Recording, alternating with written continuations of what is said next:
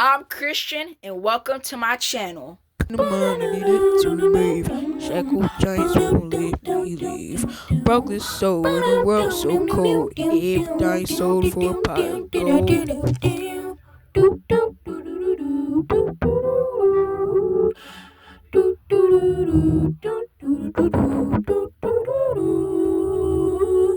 Moonlight marks through window cracks. Empty soul whispers things I lack. Atlanta boots one down to the neck. Feels like I'm in a broke down here. I mean the money needed to breathe. Shackled chains won't let me leave. Broke this soul in a world so cold. Gave dying soul. Welcome to Christian's Gaming and Reactions Hub. Let me adjust the camera.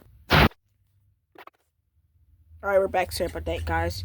Welcome to Christian's Gaming and Reactions if you're new, and welcome back to Christian's Gaming and Reactions if you've been watching. In today's video, we're going to be reacting to Film Theory, What If Every Joker Was Charged for Their Crimes. This video is made by the Film Theorist. This video is 20 minutes and 0 seconds long. So let's get into it. Who is the worst Joker? Yeah, and if you want to support me as a content creator, make sure you like my videos and subscribe with post notifications on so you get notified when I post my daily videos. So let's get into it. The worst criminal. If we tally up the crimes they commit, which one of them is actually the clown prince of crime and which one is just a big old joke? Well, loyal theorists, today we put all of the Jokers on trial, and the most terrifying monster in Gotham isn't who you expect.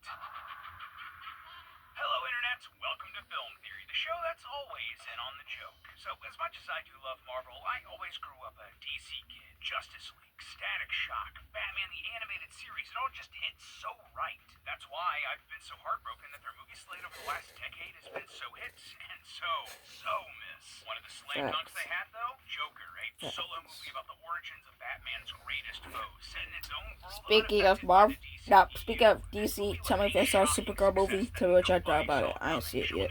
But yeah. I've seen Joker 1 and 2 though.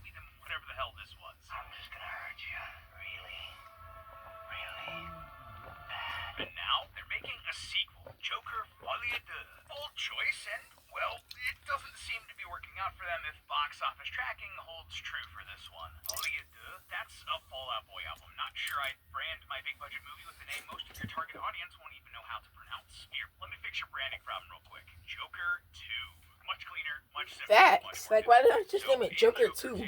Like, why not just do that? For his crimes in the previous movie, and naturally that made me wonder, what sort of prison sentence would this guy be looking at? He had murders and thievery and rioting to his name, so surely he'd be looking at some pretty substantial time, right? Well, that then made me think, would he be the worst Joker? If we looked at all of the crimes that the Jokers of cinema and television have committed over the years, who would come out as the real clown prince of crime? And on the other side of the coin, who would end up just being the butt of the joke? That's what we're gonna find out today, loyal theorists. Break out your clown makeup. It's time to see who has the last laugh. So, a few things going into this to set some ground rules. First of all, we're only going to be talking about the live-action Jokers. Oh, man. There are a lot of them, as you can see by the runtime of this video. And if we included the animated Jokers, we'd be here for like a billion years. Secondly, I'll let's wait talk about on. how we're going to be judging the worst criminals. Just like do Each 2 state parts. in the US has different laws with different penalties depending on where you commit the crime. Unfortunately, Gotham is a fictional city, so we're going to have to make some decisions about what judicial system we use here. Where Gotham actually is has changed over the decades in different adaptations and reboots of the DCU, but for our purposes today, we're going to say that Gotham is a stand-in for New York City. We've done this in the past by comparing its skyscrapers to the New York City skyline, and due to the fact that Gotham is literally a nickname for the Big Apple. Because of that, we'll be using the justice system from New York in our judgment for the various Jokers today, but Let's just stop the video right here. Every Joker's getting life in prison. Y'all know that. Every Joker's getting life right now. Categories in the United States: violations, misdemeanors, and felonies. A violation is the least serious. Think like parking illegally or speeding. Stuff you get a ticket for, but nothing huge. Misdemeanors are more serious, but typically don't put people in harm's way. Think like trespassing or evading arrest. Finally, there are felonies, which are the most serious and usually involve violence or serious theft. Think like murder, assault, burglary, that sort of thing. Within all of these, they are also classified from Class A to Class E. carrying the harshest punishments. We're going to be counting up every crime these Jokers commit and categorizing them the best we can into this system, punishing them to the fullest extent of the law, and then seeing which Joker carries the most prison time and largest fine to determine our rankings. Cool? Cool. So, the best place to start here is to talk about the most recent Joker. This Joker is played by Barry Keoghan in The Batman, but we don't actually know a ton about this guy and his crimes from the movie. However, thanks to behind-the-scenes info, we do know that he is at least a serial killer, which is why Batman was so interested in his help tracking down the Riddler. He's a serial killer. Watch your perspective. A serial killer is defined by having 3 or more deaths to their name, and since we can't definitively say how many kills Barry Joker has under his belt, we're just gonna keep that at 3. So, okay, what's the criminal punishment for murder then? Well, it depends on the type of murder, because not all homicides are created equal in the eyes of the law, and the things you have to clarify for this job. In New York, murder is broken down into 3 categories: first degree, second degree, and third degree. First degree murder is a killing that is done alongside a serious felony like kidnapping or burglary. So if you break into someone's house with the intent to kill them, that's first degree murder. Second degree means the intentional killing of someone without any other crimes. So if you get into a fight with someone on the street and you kill them as a result, that's second degree murder. Finally, there's third degree, which is the unintentional killing of someone while doing another serious crime. So if someone is killed during a bank robbery but you didn't mean to, that's third degree murder. Both first and second degree murder are considered Class A1 felonies in New York, making them the most serious type of crime and can carry life sentences, while third degree is a less serious offense. Considering that he's basically locked up for life, Barry Joker's 3+ killings are most likely first degree murders. So put him on the board with at least 3 life sentences. Not a bad start, but what else do we got? Well, let's take a look at 2019's Joker, with the title character being played by Joaquin Phoenix. Life. Oh, and He just killed someone on live before television. Joker fully did Live it, so we're always television. gonna be taking He's the getting first life. into account. This was a very grounded and realistic look at the character's origins, and because of that, Joaquin Joker's list of crimes also isn't that extensive. Throughout the film, we see Joaquin Joker stalking his neighbor, breaking into her apartment, trespassing Much on better. the grounds Let's of turn off the Wayne Manor, lights and so you stealing get from like a the better medical file. reflection. Mostly misdemeanors Better and relatively image. light felonies when you take everything else that's going to be in this video into account. Not exactly a criminal mastermind, but this would still be a lengthy rap sheet for an average Joe. Really, the biggest thing here that Joaquin Joker would need to look out for is violating HIPAA laws. But of course, this isn't where his list of crimes stops. Early on in the film, Joaquin Joker is assaulted by a trio of Wall Street goons, who he ends up shooting and killing during the fight. Now, you might argue that Joaquin Joker shouldn't face any punishment for this because it clearly started as self-defense. These guys picked this fight, so he had the right to fight back to defend himself. But here's the thing. In New York, self-defense laws are governed by something called proportional response. Basically, this means that you can only legally protect yourself with force that makes sense for the situation. So, if 3 guys are beating you up, you are more than within your rights to throw punches and kicks back. But Joaquin Joker doesn't stop there. Instead, he pulls out a gun and kills all 3. Even then, there is an argument that Joaquin Joker killed the first 2 in self-defense. He was on the ground getting kicked in the head, and that's basically a life or death situation. But there's no defense for the killing of this third guy. He straight up chases him down and kills him in cold blood. That's way out of proportion for this situation at this point, and would absolutely be a case of second-degree murder. And of course, we know that this is only the beginning of Joaquin Joker's murder spree. Taking the rest of the movie at face value and assuming that none of it happens in Joker's head, he goes on to smother his mother, shoot Murray Franklin on live TV, and kill his psychiatrist at the end of the movie. All additional cases of second-degree murder. Finally, there's one last crime I think is a bit unique to this iteration of the Joker, inciting the riot at the end of the film. Joaquin Joker gives a big speech on public television that in turn starts a riot that consumes Gotham.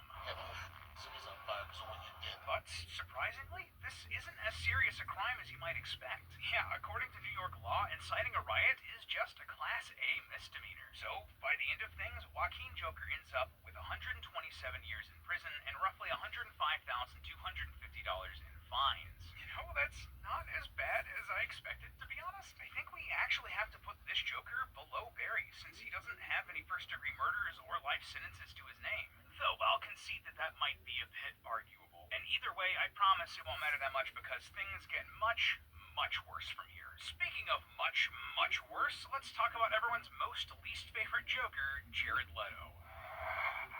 This was the Joker from the DC Extended Universe, but despite being part of a big franchise, franchise, he didn't actually appear in all that much. He was just in Suicide Squad and like one scene in Zack Snyder's Justice League. Regardless, we know a lot more about the crimes he was involved with. Like, a lot. Justice League implies that he killed Robin, and in Suicide Squad we see him kill fellow gangster Monster T for disrespecting Harley Quinn, lead a breakout at Arkham Asylum, break into a government base, attack several soldiers while trying to rescue Harley, and then break Harley out of prison at the end of the movie. And during that crime spree, we see about 30 people die at the hands of Jared Joker. Even if he didn't pull the trigger on those murders himself as the ringleader here, Jared Joker is still liable for their deaths. We also see him driving recklessly, lead at least 2 kidnappings, at least 1 assault, the theft of the helicopter to rescue Harley, and the manslaughter of his own men when they're killed during the escape. Plus, he straight up tortures Harley and coerces her to jump into a pool of freaking acid to prove her loyalty, the latter of which would almost certainly be considered promoting an unaliving attempt. All in all, this nets Jared Leto a full set of felonies from Class A to E, plus at least 1 misdemeanor. And this is like the worst trading card game ever. Felonies. Gotta catch them all. By the end of it, just from what we see in these movies, Jared Joker would end up with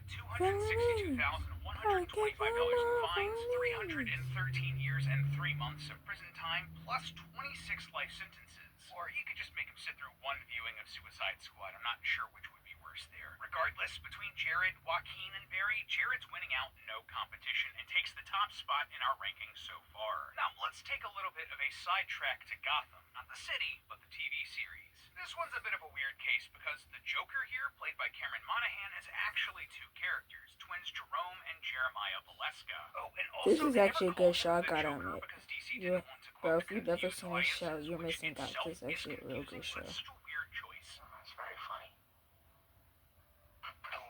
So, because Gotham was a TV series and had more screen time for its characters, this pair of Cameron Jokers had more opportunity to commit on-screen offenses, giving them a huge advantage over Kayla, I know it's the Jokers same who actor appeared playing in 2 2 characters. movies I thought at he was most. like Because of twin or this, between something. the pair, Cameron Joker racked up dozens of charges of murder, I know it was him kidnapping, playing assault, 2 burglary, characters. you name it. They hold a lot of people hostage since the show likely didn't have the budget to kill a ton of extras on screen. And both Cameron Jokers are also the first of our episode to get terrorism charges, which is an actual crime here in the United States and is considered a Class A felony. Yeah, it's not just a word that we throw around a lot, it's an actual crime. By the time the show wrapped up, between the 2 of them, they racked up over 100 Class A felonies and dozens of less serious offenses, including over 350 Class E felonies. Because of this, Cameron Joker 1 would be dealing with 3,274 years plus 35 life sentences behind bars and just over $4.6 million in fines, while his twin would have a sentence of 615 years plus 30 life sentences and $786,000 in fines, putting both of them comfortably at the top of our rankings at number 1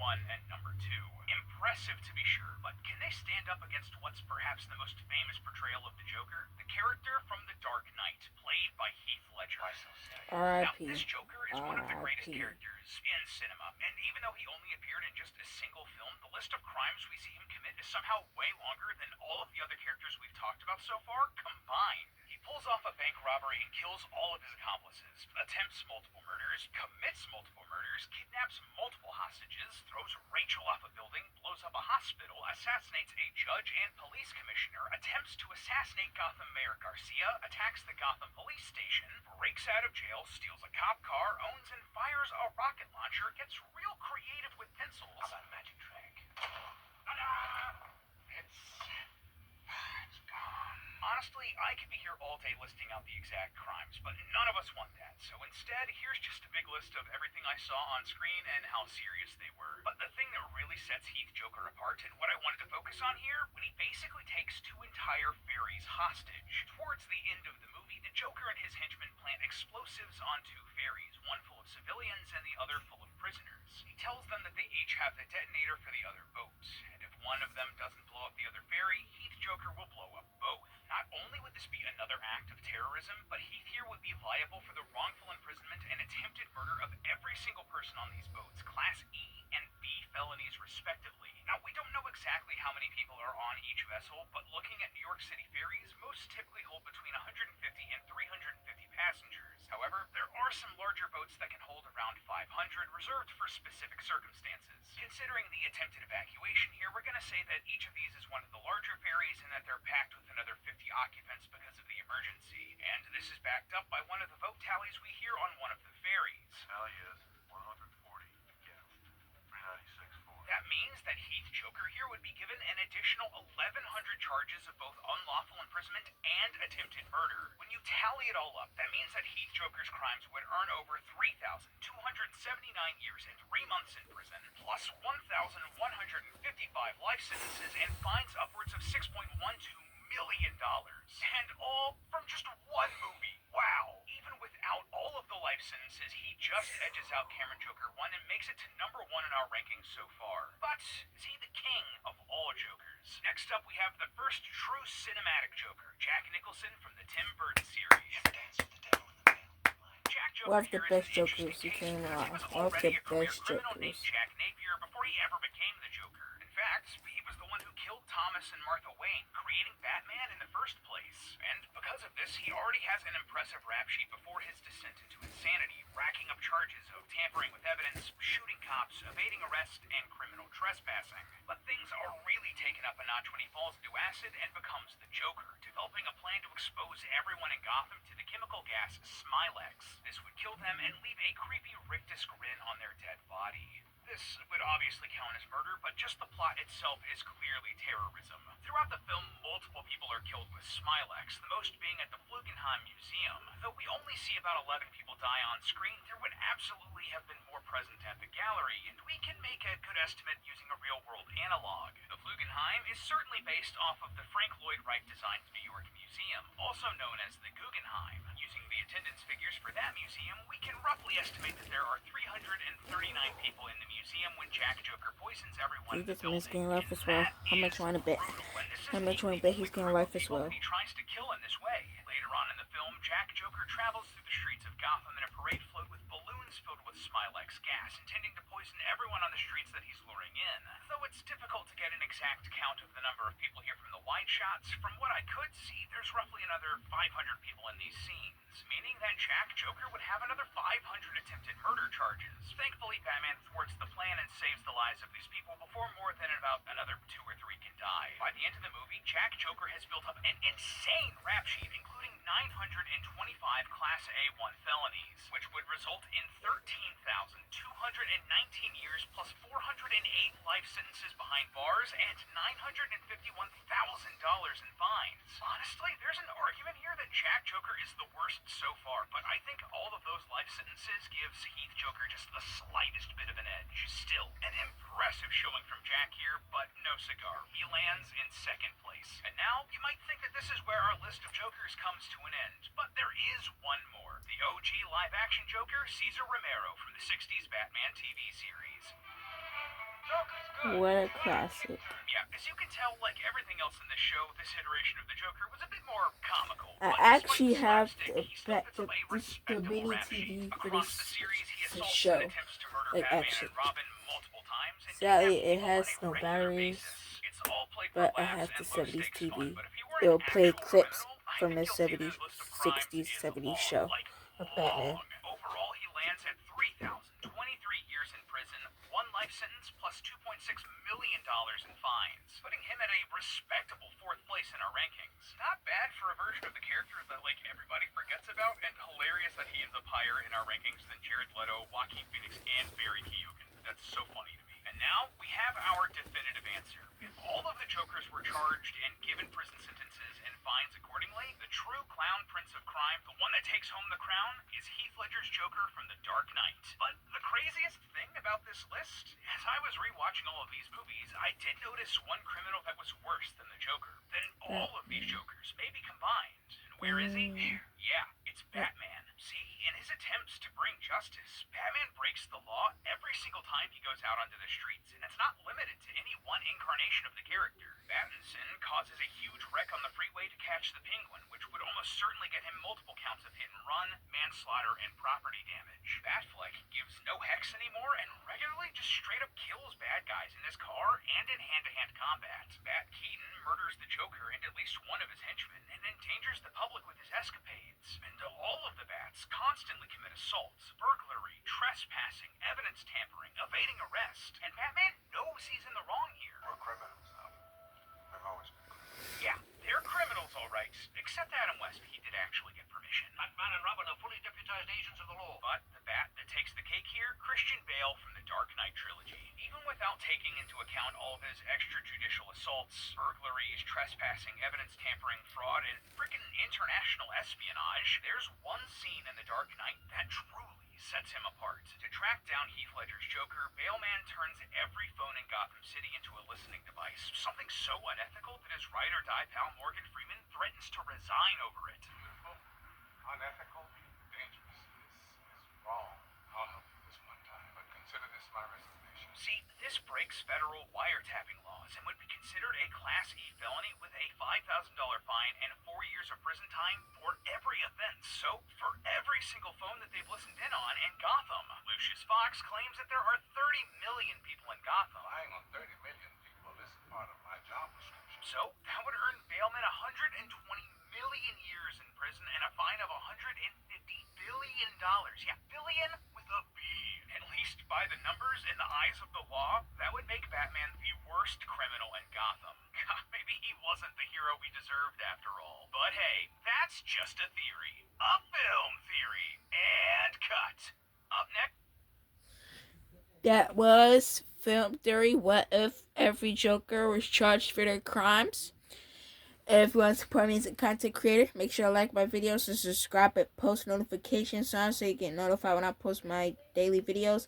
I'm Christian, and I'm out. Peace.